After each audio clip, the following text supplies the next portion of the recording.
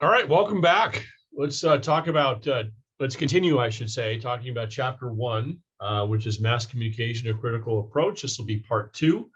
We are going to be covering some more concepts that we didn't cover in part one. That includes the difference between the linear process of mass communication, and the cultural process, which I think you'll find very interesting.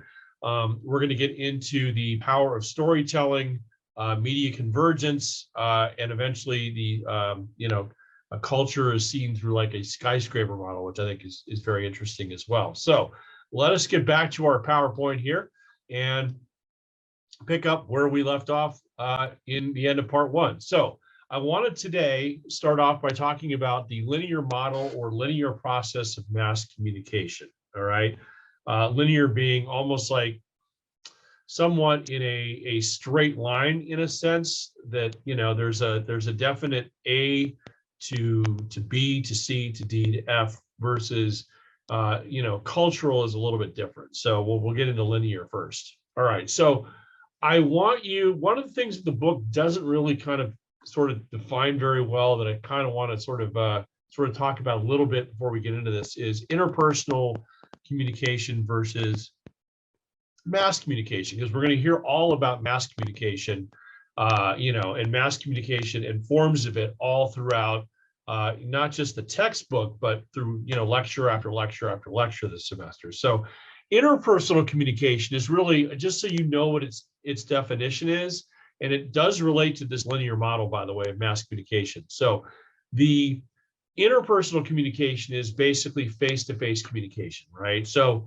imagine, like right now, this is not interpersonal communication, believe it or not. This is actually interpersonal machine-assisted communication. In fact, dare I say it's not even interpersonal because I don't know you on the other side of the screen who's viewing this. I can take a guess that you're a student. I know your age maybe, but beyond that, I don't. But let's just say, for example, that I run into you in the hallway, okay? That is or you're talking to your mom in person or your friend or whatever. That in effect is what interpersonal communication is. It's face to face. Now, in that environment, right, some of the things that you see in front of you actually apply, right? So in a sense, if I'm talking to you, I am the sender, okay? And I then start to formulate words in my head. I put them, on, sorry, my phone is buzzing here. I put them, through my mouth out into the, open air. And so now I am sending you a message. In this case, my message is my voice, right? You hear it and you are now, as I have kind of come up with the idea, I've encoded it, you're now decoding it, right? So you're now decoding whatever I'm saying to you. All right. Now, if you decide to continue the conversation, then you're a receiver, and then you're providing feedback, and then you suddenly become the sender. I suddenly become the receiver. So in a interpersonal situation, in a one-on-one conversation, or even in a group of people for that matter, the person who's creating the message is the sender. The person that is obviously hearing the message is the receiver. And then if someone decides to continue the conversation, that's called feedback, right? Now, there are things in the middle of that can cause disruption in the communication process. For example, if we're in a crowded room or in a bar, we're dancing, whatever, and I'm trying to yell at you to tell you something and you can't hear over the music, well, that's disrupting the flow of communication. That's called noise. All right, so that's something that I think the book does a very poor job of kind of defining.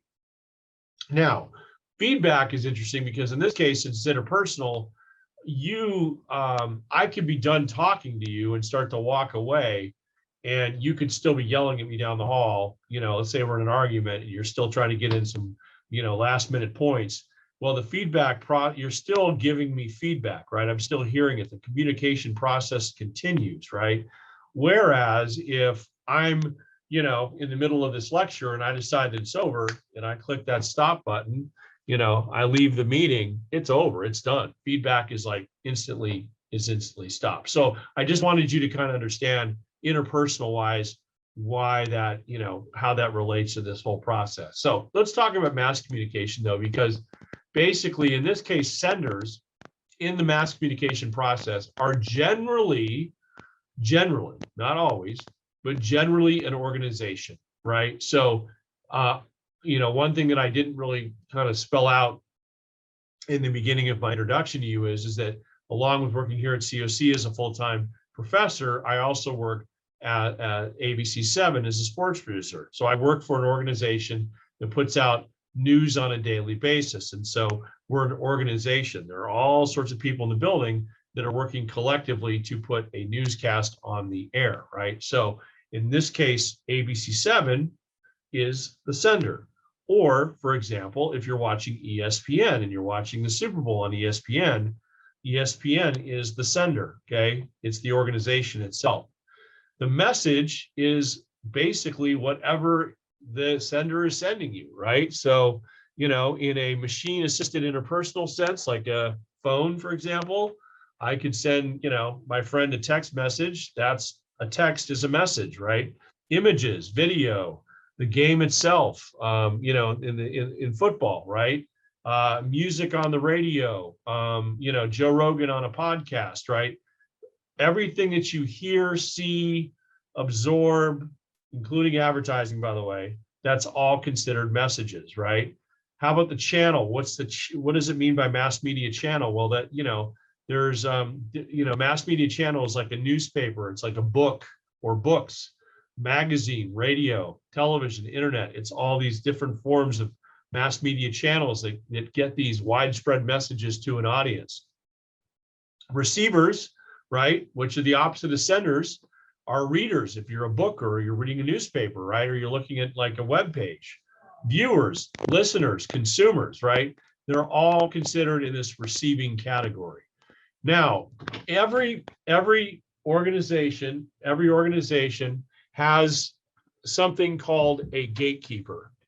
All right. So, for example, and this applies for everything from journalism all the way to a magazine, someone that's like runs a magazine. So at ABC7, like I said, we have a number of different people in the building that do a lot of different jobs. And so one thing that I talk about in my MEA 125 class is when people are interested in journalism, I'm like, well, they want to know what they can do. There's a lot of different roles and functions that occur every day in a newsroom and these are gatekeepers, right? So these are the people that are making decisions as to what stories do we share with the audience on that particular day, for how much time, and that decision process is done every single day, multiple times a day. We're gatekeepers, okay? How about a film studio, okay?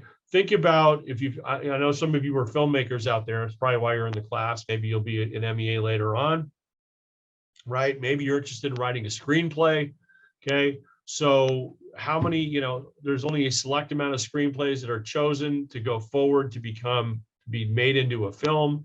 A Sony Pictures, right, will determine maybe what films are out there and what aren't, right? TV studios decide, Netflix, for example, will decide what projects to greenlight or not. Though they're gatekeepers within all of those organizations. If you're a musician, you know what I'm talking about, right? You're trying to get, discovered, right? So, you're hoping that a label will pick you up so that you can or Spotify will play you so that you can grow. Well, that's a gatekeeper, right? So that's why that's very much a part of the linear process of mass communication. And of course, feedback in a mass communication sense, works a little bit different, because in many ways, do we deliver messages back to the senders? Of course, right? So if you listen to a song that you really like, you can go on social media and say, hashtag whoever the artist is, or at whoever the artist is. Gosh, really love that.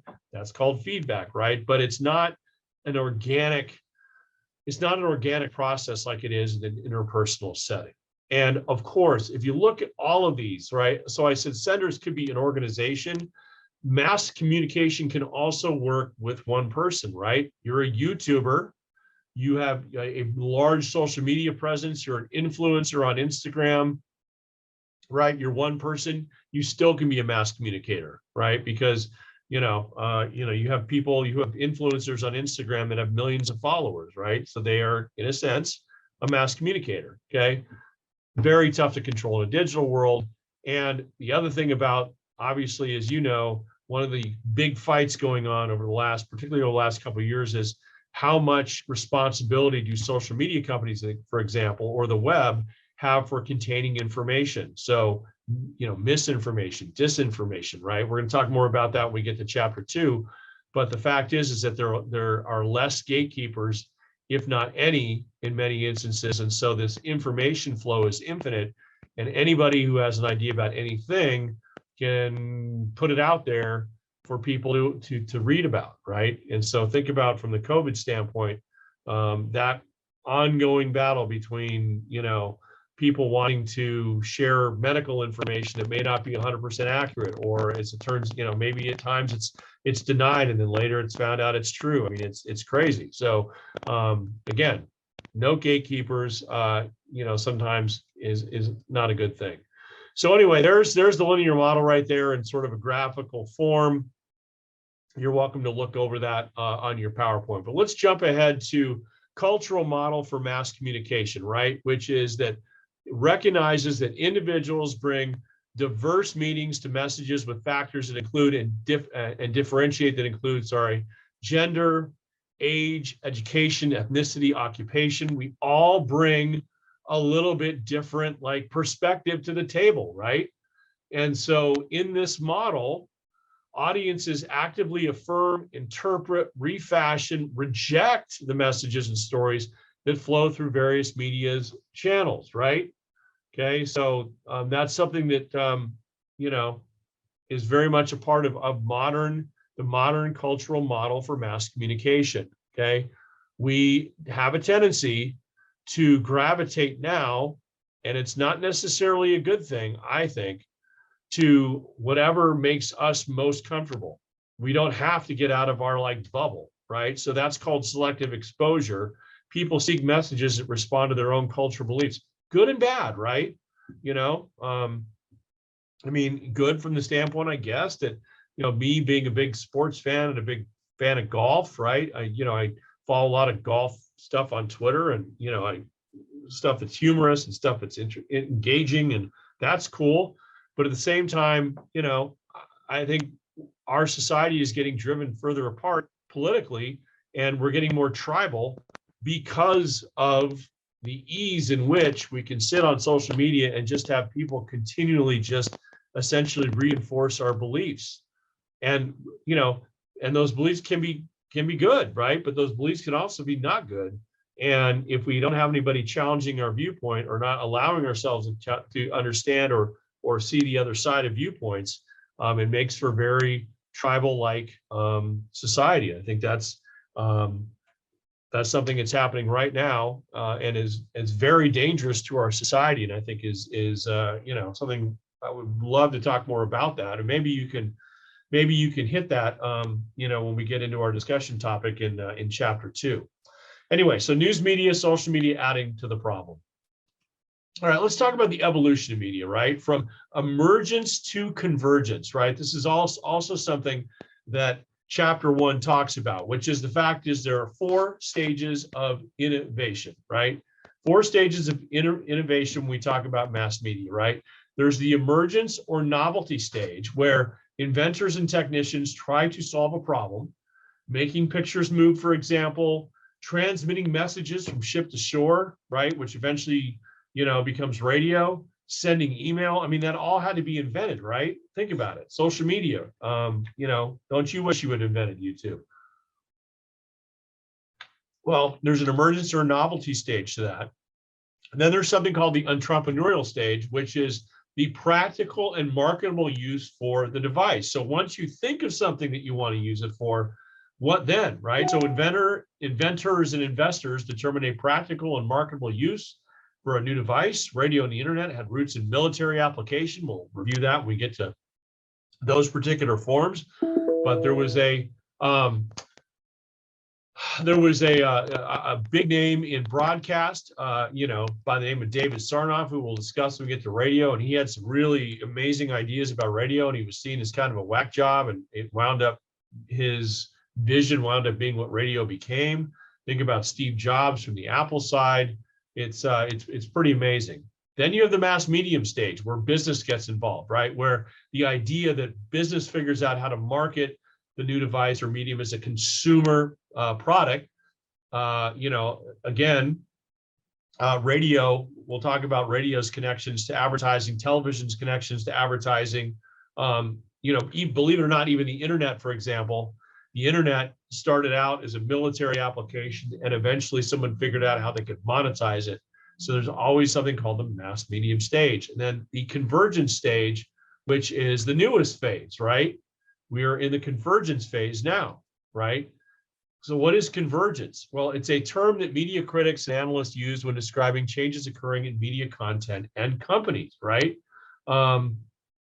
So for example, magazine articles, radio programs, songs, TV shows, video games, and movies now are all available on the internet. They're available on laptops, on your phone, tablets, right? And much of this is still the same entertainment from 50 years ago, but now it's on the go, okay? How about dual roles, technological merging of content across different media channels, okay? Right? So, for example, basically the fact that you can see, well, here's an example. Take the phone, for example, right? So like at one point, LA Times was just a newspaper. Well, the LA Times now is on your phone. I have an app for Netflix on here, right? An app for HBO Max, right? That's part of that technological merging across different media channels, where once HBO was just a television, product. Now it has more than that. Cross-platform, the consolidation of media holdings under one corporate umbrella, right? So you have these media companies now today that control all sorts of different media, right? So it's not just books, it's not just magazines, it's not just newspaper publishers. You have these huge media companies that can control all things media, for example, right? And then media businesses have changed. Companies like Google make money by selling ads rather than by producing content, okay? That's search engines, right? Okay. How about web and social media have led to big changes in the way we consume and engage with the media culture, okay? Old TV versus new TV, right? So I like to say old television, like when I started, when I was much younger, you just watched stuff on television. You'd watch a television show. It was on, we had, basically 6 or 7 stations on my TV, and that was it. There was no other options, right? Now, of course, you can watch shows on Hulu and Netflix, and, the NFL, of course, is branching out to live games on Twitter and Yahoo, and, it's all, now we have on demand, right? Which on demand, the original on demand, I guess you could say, would be, the VHS player back 40 years ago, okay? We make media choices based on social media recommendations, right? By people talking about things online, right? Or on social media, or, YouTube sharing, oh, if you're interested in this, check out this, right? Facebook Live, which is kind of not much of a thing anymore, right? I know the book talks about the True Detective trailer, but like, think about it. People see something that they really think is cool, and they immediately share it on social media, and then all of a sudden it becomes like, it becomes a thing, right? Upload our own media, right? Our own video, photos, right? It's led to the breakdown of the traditional family ritual. In fact, dare I say that, if you're like my 2 teenagers, they spend way too much time looking at TikToks and Snapchat and YouTube videos, and, spending a lot of time in the rooms doing that when they could be out doing other things. You're at the dinner table, and even if like you're on a date, you guys are both buried in the phone. I hope you wouldn't be, but, that's how we roll these days. And it's because we're constantly being drawn to this and the media that's contained on this, right?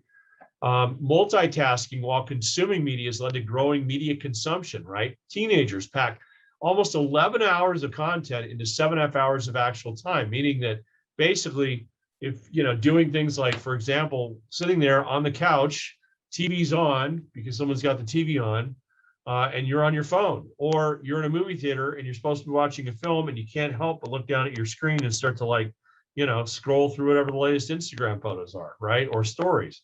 So, good or bad, that's how we're doing things these days, right?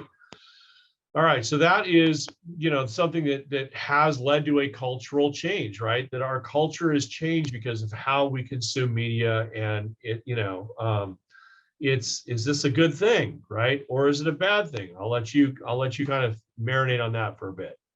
All right, let's talk about stories, though, the foundation of media, because, certainly when you think of television, you think of film, or you think, of watching Netflix, you're getting involved in the story. So stories we seek and tell are changing in the digital era, right? Probably two that really kind of dominate these days: reality TV and social media are part of that storytelling sort of narrative, right? We're tethered to it.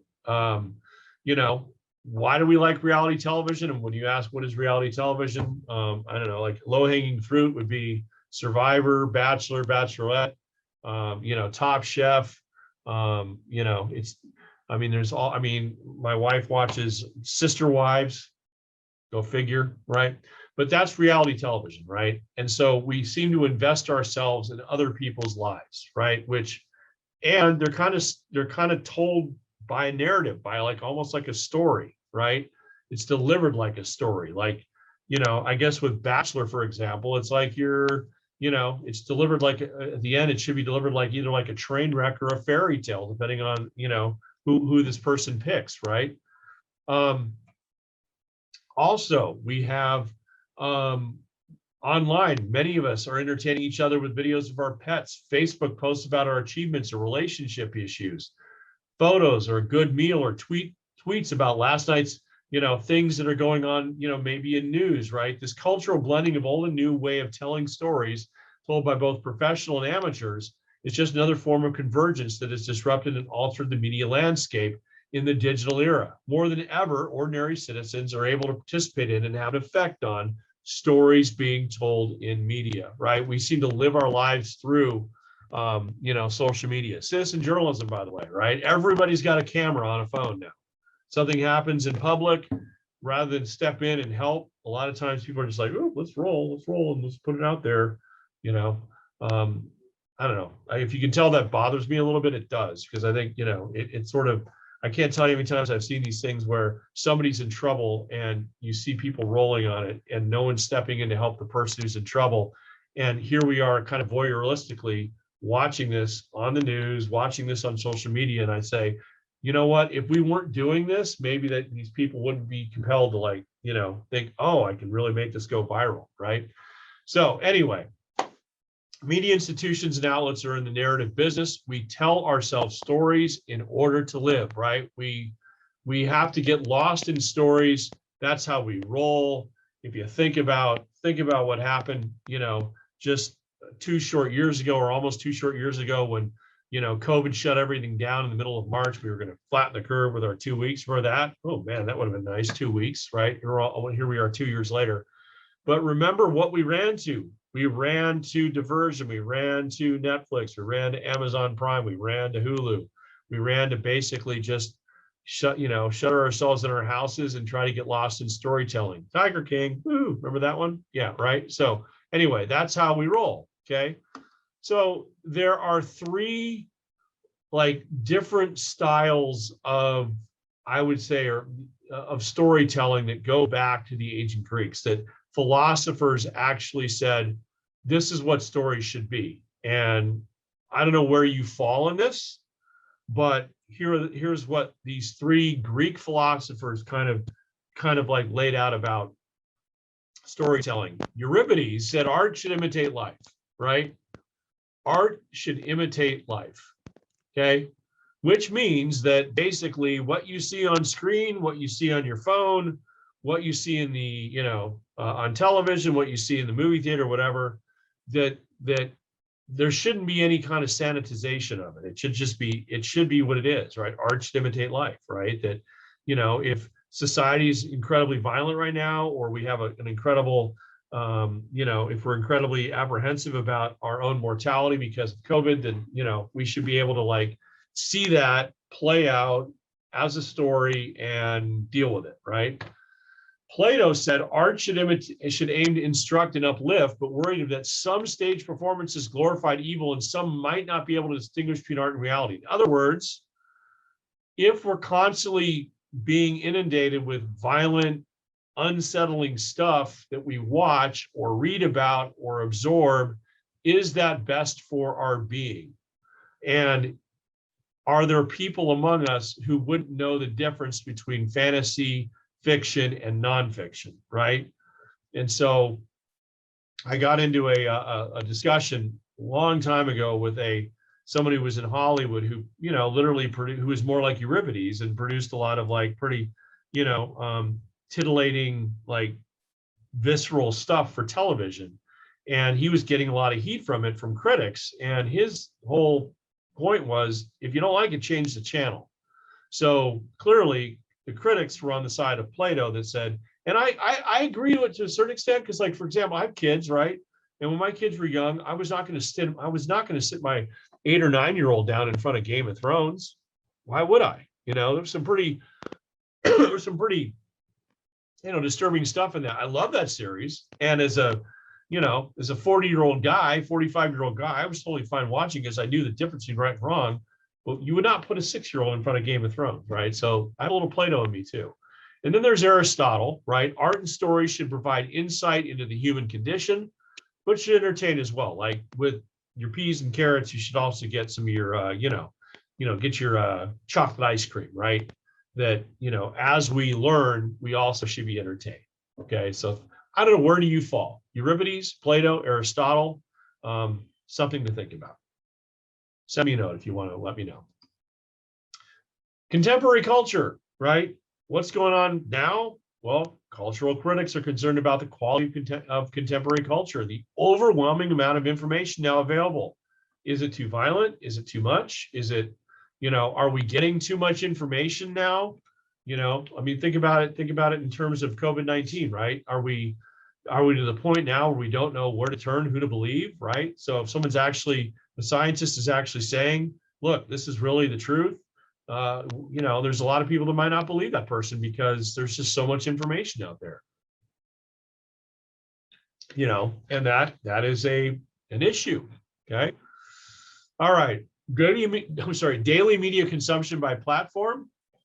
As you can see, most minutes are spent. 451 minutes a day are spent in the digital realm, 229. So basically is 2-to-1 over television. I think that will continue to grow. Radio is third. And then you can see newspapers and magazines, the old school, right?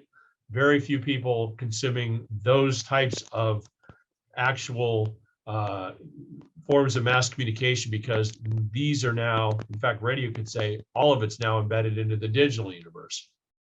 All right, last thing I want to talk about in the second part of this chapter 1, and then we'll call it a day, is culture as a skyscraper, okay? Throughout most of the 20th century, critics and audiences generally perceive culture as a hierarchy, okay? With supposedly superior products at the top, inferior ones at the bottom. This can be imagined in some respects as a modern skyscraper. So in this model, the top floors are associated with good taste or high culture. So when you think of ballet, symphony, art museums, right? Went to go see I saw the Louvre 4 years ago in Paris. I felt like I was like living high culture right there, to see the Mona Lisa, by the way, very small. Lower floors are associated with popular culture or low culture, okay? Soap operas, rock music, video games, right? We consume different media, all of us do, right? Different media, some from high, some from low. Maybe you're all low, maybe you're all high, I don't know. But we consume both. And so ask yourself, where do you fall in the skyscraper? So this is, hopefully you can see this pretty well, but, for example, Beethoven, Hamlet, ballet, National Gallery of Art, Citizen Kane, we'll talk about that when we get to film. These are all considered high culture. Even Game of Thrones up there, which I agree with. right? And then if you get down further down, we get a Dell kind of mid-range, CNN, although I think cable news is kind of going lower than that, but just my opinion. And then of course down here you've got The Bachelor, TMZ, Grand Theft Auto, UFC, Real Housewives in New York City at the bottom. So I don't know where you follow this and where you're, whatever you consume music wise, TV wise, film wise, where you think it might fall, but something to think about. So that is chapter 1. Of course, we're going to move on to chapter 2 next week, and then in the next module, and then of course we'll have a quiz after we get done with after you get done looking at chapter 2. So please review your textbook, right? Chapter 1, Mass Communication, a Critical Approach. Look at the PowerPoints. By all means, feel free to play this YouTube video through again. But that is all for chapter 1, and I will see you in module 2 for chapter 2, which is all about the internet and social media.